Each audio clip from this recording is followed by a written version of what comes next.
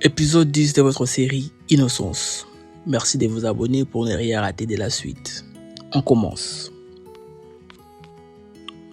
Une fois à la maison, Irène se met à crier sur son père et lui demande pourquoi il a fait ça.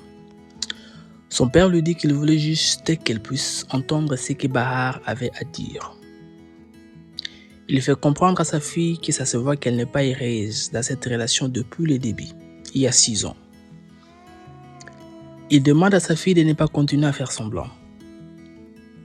Irène dit à son père qu'elle a commis l'erreur de tout lui révéler sur sa vie. Nous rentrons dans le présent. Irène dit à son père que c'est la deuxième fois qu'il puisse les trahir. Prochainement, elle ne va pas pardonner. Pendant ce temps à l'hôpital, les amis d'Ella passent du temps avec la jeune fille. En réalité, la cousine d'Ella travaille en collaboration avec la maîtresse du père d'Ella. Elle a trahi sa cousine à cause de l'argent. Le médecin discute avec Ella et lui demande de ne pas prêter attention sur ce que les gens racontent sur Internet. Elle questionne Ella pour savoir si Iker l'avait bâti cette nuit-là, mais Ella est tellement confuse qu'elle dit au docteur qu'elle ne sait même pas si son nom est en réalité Ella. Pendant ce temps, la famille Ilgaz travaille dans les dossiers de leur fils. Le père d'Iker, comme d'habitude, commence à taquiner sa femme concernant son fils.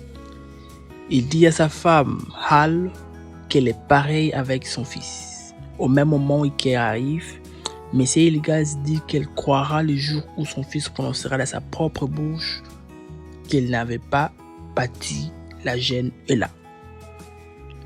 Il continue en disant qu'il regrette d'avoir participé en aidant son fils dans les affaires judiciaires. Il dit qu'il va arrêter car Iker mérite la prison que la liberté. Iker décide de quitter la maison tellement que les mots de son père touchent. Le père d'Iker continue en disant qu'Iker est la honte de la maison et de la famille car il est le premier à faire la prison. Le médecin questionne est là pour savoir ce qu'elle veut maintenant. Iker arrive à l'hôpital déguisé. Quelques minutes après, il entre dans la chambre de la jeune fille Ella. Les deux se regardent. Iker fait un câlin à Ella, mais la jeune fille ne réagit pas. Ella s'éloigne et veut appeler la sécurité. Iker lui dit qu'elle peut appeler la police si elle veut. Il est déjà en train de brûler de l'intérieur. Il dit à Ella qu'il ne sait pas quoi faire pour obtenir son pardon. Ella dit alors qu'elle n'est pas malade ni obsédée et qu'elle n'est pas en train de rêver. Iker, en pleurs, lui dit que tout ce qui s'est passé est réel. Ella demande à Iker de lui expliquer alors ce qui s'est passé. Comme ça, elle ne va pas appeler la sécurité. Iker commence alors à expliquer ce qui s'est passé. Iker commence alors à lui expliquer qu'il avait acheté des téléphones non enregistrés pour rester en contact avec elle et qu'il lui avait forcé à toujours communiquer avec la carte SIM qui n'était pas enregistrée comme ça. Personne allait savoir qu'elle parlait avec Iker. Elle a dit que tout n'était pas vrai, même le numéro de téléphone. Iker lui dit comme s'il venait signer son arrêt de mort lui-même. Et là, lui questionne pour savoir comment la police n'a pas pu retrouver les téléphones. Nous retournons dans le passé. On voit Ella sortir de la fac. En route, elle a ses deux téléphones en main et en colère. Elle décide de jeter l'autre téléphone. Après son départ, on voit sa cousine le ramasser. C'est comme ça qu'elle avait signé un partenariat avec la maîtresse du père d'Ella, qui est aussi la secrétaire personnelle de M. Iker Ilgaz. Et le téléphone en question a été jeté dans la mer par la mère d'Iker, Madame Ilgaz. Nous retournons dans le présent.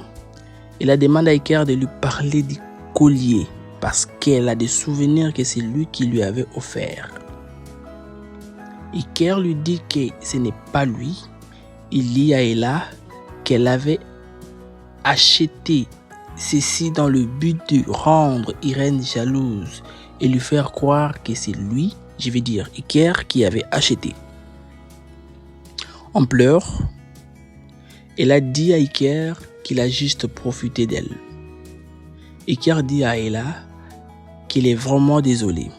Elle questionne Iker pour savoir s'il a fait ça pour se protéger. Iker reste sans voix. Iker lui demande ce qui va se passer si en réalité c'est pas lui l'auteur de ce qui s'est passé. Iker dit à Ella que cette nuit-là, ils étaient qu'à deux dans la maison de campagne. Il ne se souvient de rien car il avait trop bu.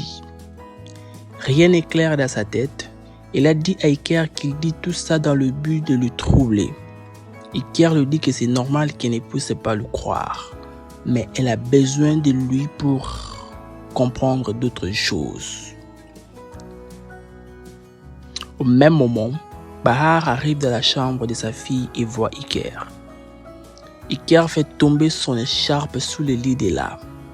Bahar se jette sur lui et commence à le frapper. Les amis d'Ella arrivent et se mettent à leur tour à frapper Iker. Heureusement pour le jeune homme, la sécurité intervient à temps et Iker est amené par les policiers. La scène est filmée. De l'autre côté, la panique est au rendez-vous chez la famille Ilgaz. Ils regardent à la télé l'arrestation de leur fils. Irène reste sans voix. La mère d'Iker discute avec ses contacts pour comprendre ce qui s'est passé. Irène se met à rire dans le vide. Le soir, Hal, la mère d'Iker, arrive dans la chambre d'Irène pour lui annoncer qu'Iker est de retour. Elle constate que la jeune femme a fait ses affaires et compte partir. Hal dit à Irène que si elle quitte la maison, qu'elle oublie son fils pour toujours. À l'hôpital, Ella ramasse l'écharpe qu'Iker avait laissée et voit un numéro de téléphone collé. Pendant ce temps, Bahar discute avec leur avocat. Le lendemain matin, la mère d'Iker arrive dans la chambre de son fils. Iker a maintenant un bracelet GPS. La police surveille ses pas.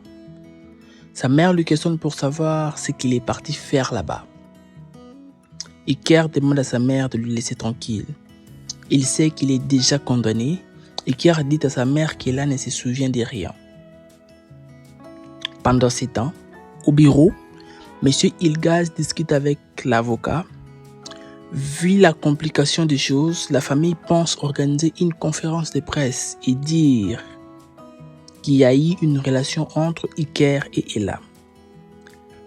Quelques jours après, Iker Ilgaz fait sa sortie médiatique où il révèle qu'il a eu une relation avec Ella, mais cela n'avait pas trop duré. C'était un plaisir d'une nuit seulement. Iker s'excuse auprès de sa famille ainsi qu'auprès de sa femme. À l'hôpital, la famille d'Ella reste choquée par les propos d'Iker Ilgaz. Timer est vraiment en colère. La famille Ilgaz s'est réjouie de la sortie médiatique de leur fils. À l'hôpital toujours, Bahar découvre l'écharpe d'Iker sous l'oreiller de sa fille. Et au même moment arrive Ella dans la chambre avec son infirmier. Fin de l'épisode 10 de votre série Innocence.